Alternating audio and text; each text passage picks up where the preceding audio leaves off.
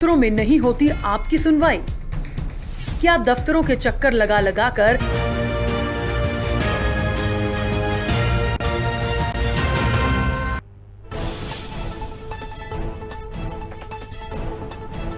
देश भर में मनाया जा रहा ईद मिलादुन्नबी का पर्व, पीएम मोदी और सीएम भूपेश बघेल ने देशवासियों को दी बधाई।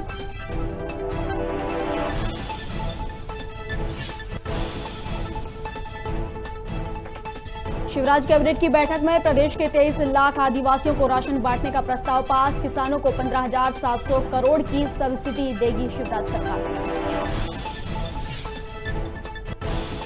बेमौसम बारिश से करोड़ों रुपए की फसलें बर्बाद, कृषि मंत्री कमल पटेल ने अधिकारियों को सर्वे कर मुआवजा देने के दिए निर्देश।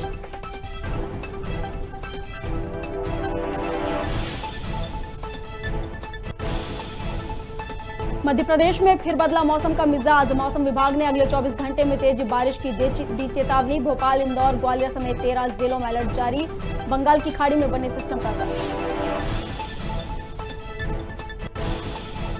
राजधानी भोपाल के एमपी नगर इलाके में मनचले युवती पिटाई का वीडियो वायरल, लड़की ने आरोपियों को पकड़कर जमकर की पिटाई, पुलिस ने किया मुकदमा दर्ज।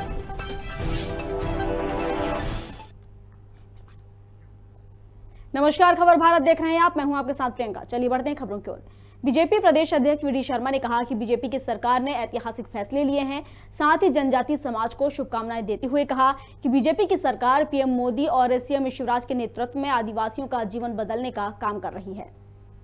देखिए, भारतीय जनता पार्टी की सरकार ने मध्य प्रदेश के अंदर जो ऐतिहासिक फैसले लिए हैं, मैं इस बात के लिए मध्य प्रदेश के अपने जनजातीय समाज को बहुत बहुत इस बात की शुभकामनाएं देता हूं कि मध्य प्रदेश की सरकार ने माननीय मुख्यमंत्री शिवराज सिंह चौहान के नेतृत्व में जो 18 डिक्लेरेशंस की हैं, जो जबलपुर के अंदर माननीय अमित शाह जी के समक्ष जो बातें आई थी, जिसमें खास तौर पर घर घर राशन पहुंचाना, उनके द्वार पर घर में राशन पहुंचेगा और राशन पहुंचाने में जिन वाहनों का उपयोग होगा वो अपने जनजातीय नौजवानों को ही उस प्रकार के रोजगार के अवसर मिलेंगे। ऐसे एक नहीं, 1 लाख नौजवानों की जो बैकलॉग की भर्ती है उसका जो निर्णय है, पैसा एक्ट कानून है जिसके बारे में जनजातीय समाज के अंदर बहुत दिनों से एक बड़ा ये इशू और लोग इसको बनाने का प्रयास कर रहे थे। तो भारतीय जनता पार्टी की सरकार माननीय प्रधानमंत्री जी के नेतृत्व में जनजातीय समाज के लिए और मध्य प्रदेश के अंदर माननीय मुख्यमंत्री के नेतृत्व में जिस प्रकार से आज उनके लिए काम करने का प्रयास कर रही है, उनका जीवन बदलने का काम भारतीय जनता पार्टी की सरकार में इन गरीब और जन कल्याण की योजनाओं के साथ हमारी सरकार कर रही है। मैं माननीय मुख्यमंत्री को इस बात के लिए बहुत बहुत बधाई देता हूं और बहुत बहुत शुभकामनाएं देता हूं। मुख्यमंत्री शिवराज सिंह चौहान कैबिनेट बैठक के बाद खास तौर पर किसान भाइयों की बात करते नजर आए। उन्होंने कहा कि अलग अलग श्रेणी के हमारे किसान भाइयों और बहनों को सस्ती बिजली देने के लिए 15,000 करोड़ से ज्यादा की सब्सिडी दी जाएगी। घरेलू उपभोक्ताओं को भी कोई कष्ट न हो, इसके लिए लगभग 49 करोड़ दिए जाने की जानकारी भी दी। साथ ही संकट के इस दौर में जनता से अनावश्यक बिजली खर्च न करने और बिजली बचाने की अपील भी की। पैदा हुई अन्य समस्याओं के बावजूद भी हमने तय किया कि बिजली की आपूर्ति बाधित नहीं होना चाहिए। कुल मिला के 20,700 करोड़ रुपए से ज्यादा की सब्सिडी देने का आज कैबिनेट ने फैसला किया है, ताकि किसानों को भी सस्ती बिजली उपलब्ध हो और घरेलू उपभोक्ताओं को भी सस्ती बिजली उपलब्ध हो। मेरी इतनी प्रार्थना जरूर है कि संकट के इस दौर में अनावश्यक बिजली ना जले, क्योंकि कितनी भारी धनराशि जाती है, ये अपनी पैसा है, इसलिए हम बिजली। मुख्यमंत्री शिवराज सिंह चौहान द्वारा कैबिनेट बैठक ली गई, जिसमें कई अहम फैसले लिए गए। वहीं कैबिनेट बैठक में बिजली बिलों में सब्सिडी और किसानों को 15,000 करोड़ रुपए से ज्यादा की सब्सिडी देने का फैसला हुआ है।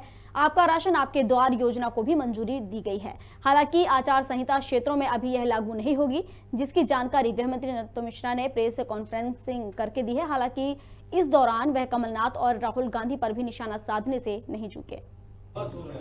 मध्य प्रदेश कैबिनेट की वर्चुअल बैठक आज माननीय मुख्यमंत्री शिवराज सिंह जी चौहान की अध्यक्षता में संपन्न हुई।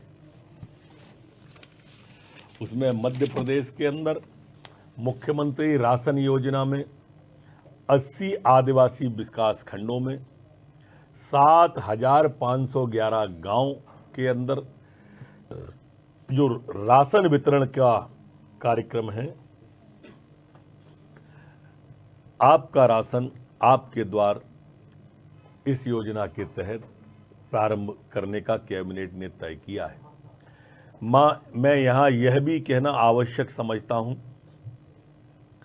कि इन सभी विकास खंडों में 89 में वो उन जगहों पर अभी ये योजना प्रारंभ नहीं होगी जहाँ पर आचार संहिता। कृषि मंत्री कमल पटेल ने कहा कि प्रदेश की सरकार गरीबों और किसानों की सरकार है और बेमौसम बारिशें होने से किसान को काफी नुकसान हुआ है, जिसको लेकर सभी जिला कलेक्टरों को फसल के नुकसान का सर्वे कराने के निर्देश दिए हैं। साथ ही कहा कि खेतों में खलिहानों में तैयार फसलों का जो नुकसान हुआ है उसकी वीडियोग्राफी होगी और पंचनामा भी बनेगा।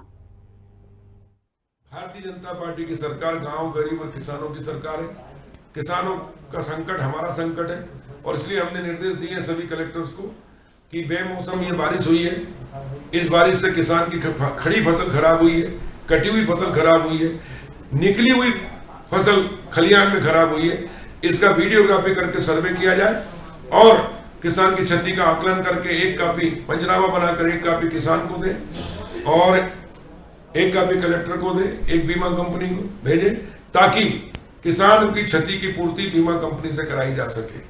ये निर्देश मैंने सभी कलेक्टर्स को जारी कर दिए। पन्ना की पर्वतारोही बेटी गौरी का जगह जगह सम्मान हो रहा है। नवरात्र में भी गौरी का सम्मान किया गया। पन्ना कलेक्टर ने पर्वतारोही बेटी को चेक और टैबलेट भेंट किया। इसके साथ ही गौरी को पन्ना जिले की बेटी बचाओ बेटी पढ़ाओ कार्यक्रम की ब्रांड एम्बेसडर बना दिया गया है।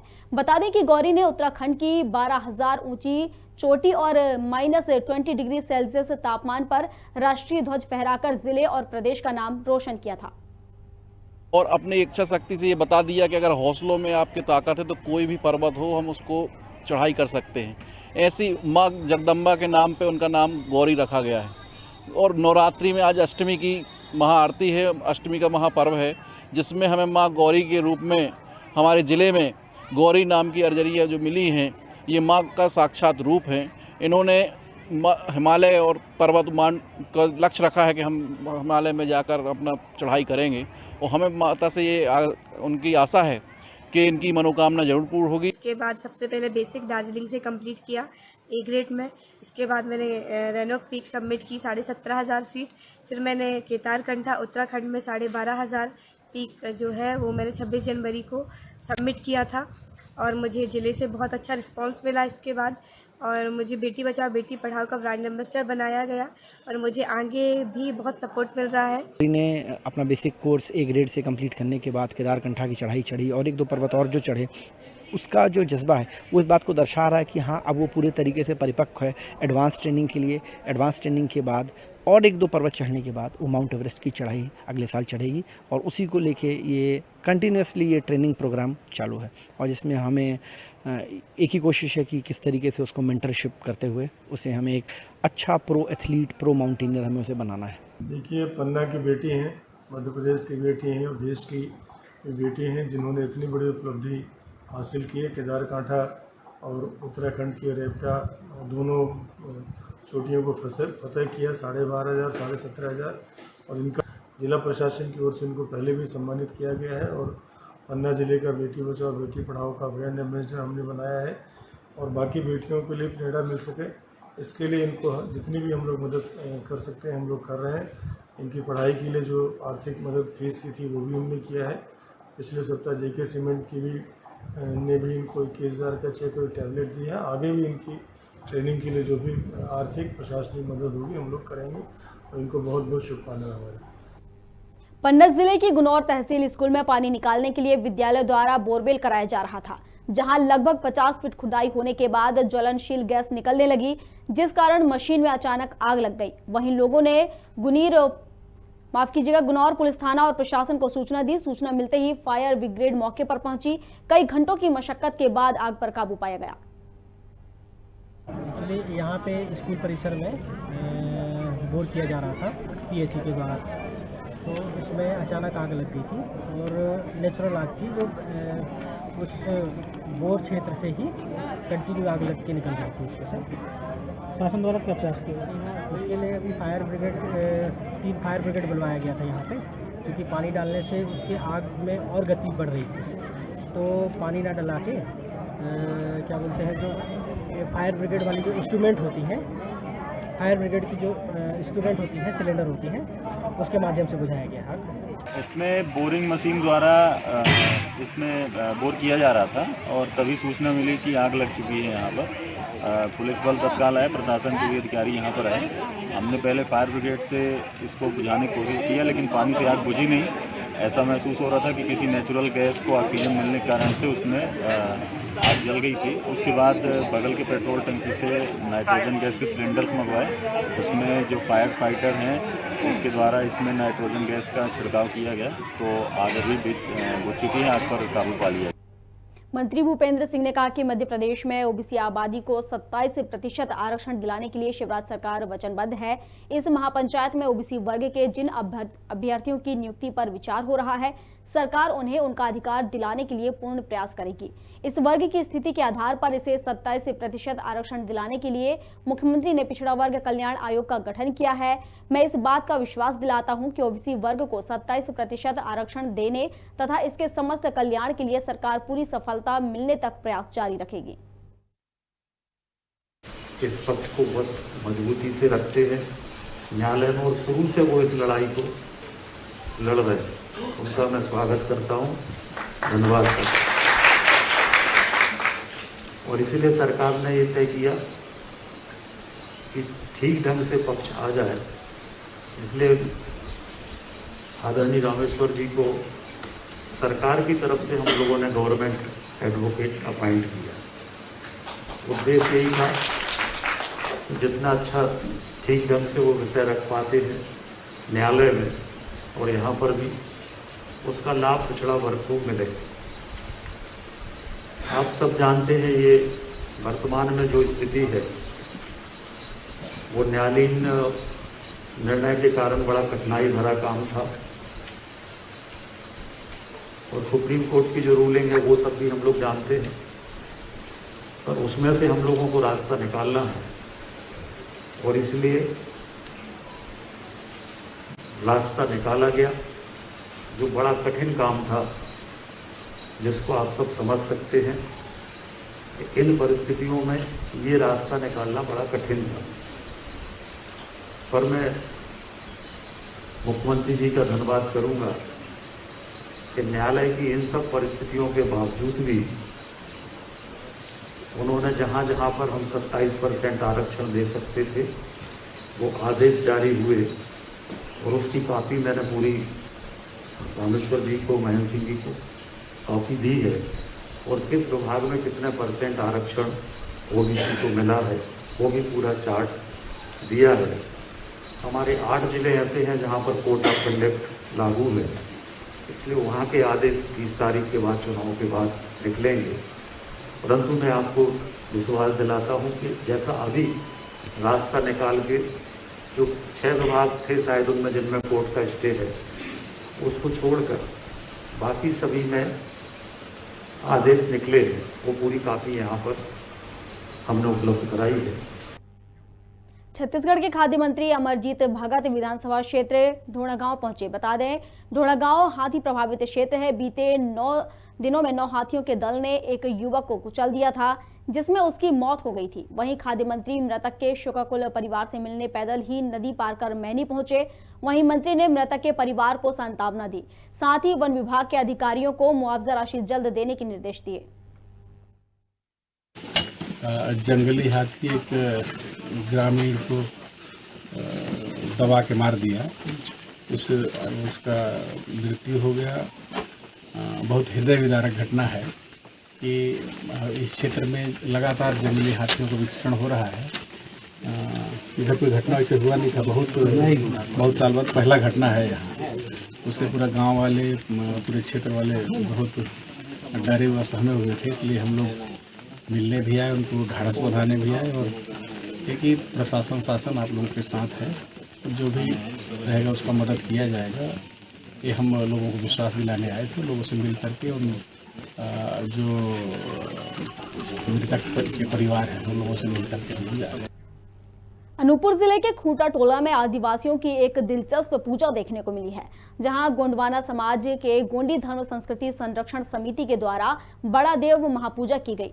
इस दौरान मध्य प्रदेश के शहडोल, सीधी, सतना, कटनी, मंडला, डिंडौरी और छत्तीसगढ़ के कई जिलों से हजारों की तादाद में लोग इस महापर्व की पूजा में सम्मिलित हुए।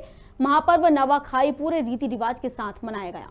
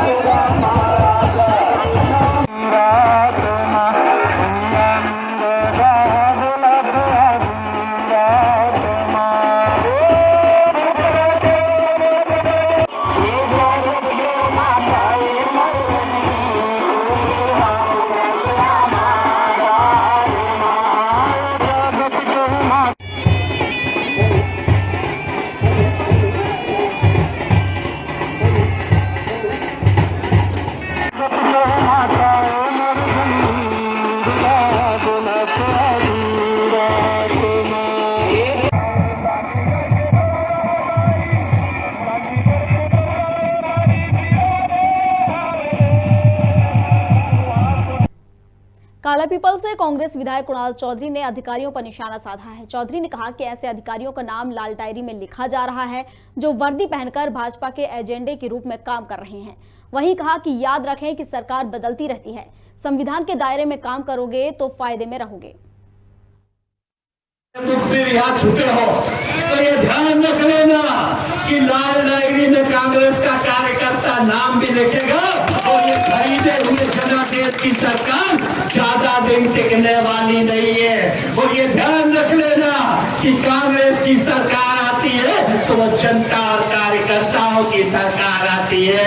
पीआर कोई नेता नहीं लिखता पर पीआर लिखवाने का काम करता है। इस बात को ध्यान रख लेना। वर्दी में रह के काम करो, अपनी ड्रेस पहन के काम करो और संविधान के मुताबिक काम करोगे तो हमें कोई दिक्कत नहीं होगी। पर अगर आप संवैधानिक रूप से कांग्रेस के कार्यकर्ताओं या जनता को दबाने की कोशिश करें तो मेरा आग्रह कार्यकर्ताओं से लाल डायरी में नाम लिख के रख लो। इसके बाद सरकार आते ही उसका क्या करा जाएगा उसका अंत वाला वक्त बताएगा। इस प्रदेश की जनता के साथ स्वच्छ तरीके से चुनाव कराओ, इस प्रदेश की जनता के साथ संविधान के मुताबिक काम करो और संविधान के मुताबिक इस देश के लोकतांत्रिक मूल्यों को बचाने का काम करो। इस देश के लोकतंत्र को बचाने के लिए, इस देश की संवैधानिक ताकतों को बचाने के लिए एकत्रित होकर हमें बात करनी पड़ेगी। क्योंकि ये इस देश के आदिवासी वर्ग का अपमान करना चाहते हैं, इस देश के सारे वर्गों का ये शोषण करना चाहते हैं, ये राजनीति धर्म और जाति पे करना चाहते हैं। और मैं कहने आया हूँ हमारी लड़ाई किसी जाति से नहीं है, हमारी लड़ाई किसी धर्म से नहीं है, हमारी लड़ाई है तो जो जुल्म और अत्याचार ये शिवराज और मोदी की सरकार कर रही है इसके अत्याचार के। अंबिकापुर में प्रभारी मंत्री शिव डहरिया की मौजूदगी में युवा कांग्रेस पदाधिकारी की पिटाई की गई। सर्किट हाउस में भाजपाई कहकर युवा कांग्रेस के ही पदाधिकारियों ने दूसरे युवा कांग्रेस पदाधिकारी की पिटाई कर दी। वहीं प्रभारी मंत्री और अन्य वरिष्ठ कांग्रेसी नेता पिटाई के वक्त सर्किट हाउस के अंदर मौजूद थे, जहां युवा कांग्रेस के प्रदेश मीडिया सह प्रभारी आदर्श बंसल की पिटाई कांग्रेसियों ने ही की। वहीं कांग्रेस जिलाध्यक्ष ने बाहर निकलकर आनन फानन में मामले को शांत कराया।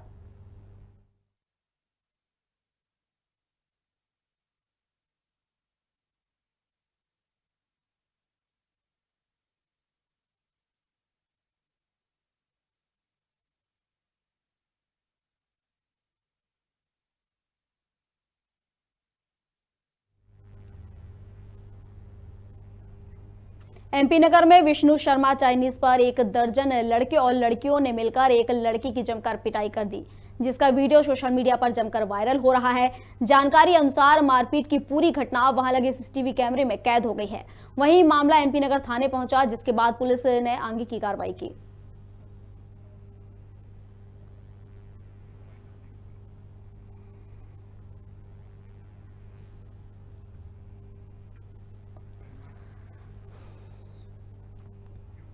खबर भारत में खबरों का सिलसिला जारी है। आप बने रहिए हमारे साथ और देखते रहिए खबर भारत।